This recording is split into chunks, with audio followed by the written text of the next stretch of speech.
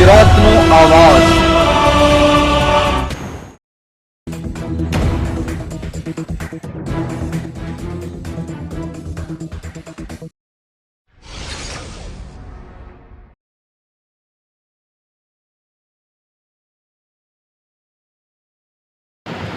गर्भावस्था दरमियान कारगिल लड़ाई लड़ी हती पूर्व कैप्टन यशिका त्यागी। भारतीय सेना में कैप्टन रही चुकेली यशिका त्यागी एक पॉडकास्ट में कह્યું કે मैं गर्भावस्था दरमियान कारगिल युद्ध लड़્યું હતું।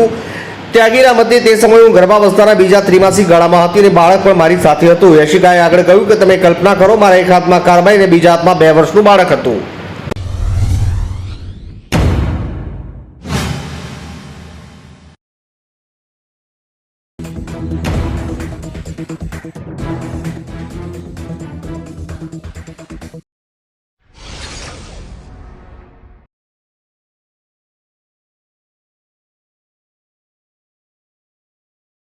મધ્યપ્રદેશની હોસ્પિટલમાં પોસ્ટમોર્ટમમાં રાખેલા મૃતદેહને કૂતરાઓ ખાઈ ગયા।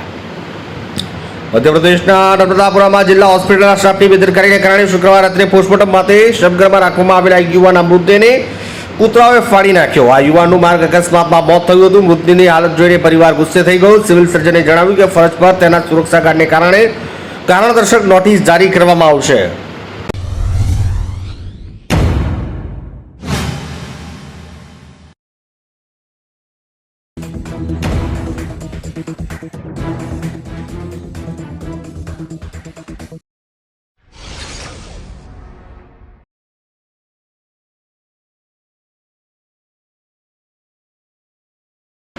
ખેડામાં કાર રિક્ષા વચ્ચે સર્જાયો ભયંકર અકસ્માત, 3 લોકોના મોત। ખેડાના માતર તાલુકામાં વારુકાંસ ચોકડી નજીક પેટ્રોલ પંપ પાસે ઇકો કાર રિક્ષા વચ્ચે ભયંકર અકસ્માત થયો। અકસ્માતમાં 2 વ્યક્તિનું ઘટના સ્થળે મોત થયું। એકનું સારવાર દરમિયાન મોત, જ્યારે 4 લોકો ઘાયલ થયા। રિક્ષામાં સિંજીવાડા ગામનો પરિવાર લગ્ન પ્રસંગમાં જઈ રહ્યો હતો ત્યારે અકસ્માત સર્જ્યો હતો।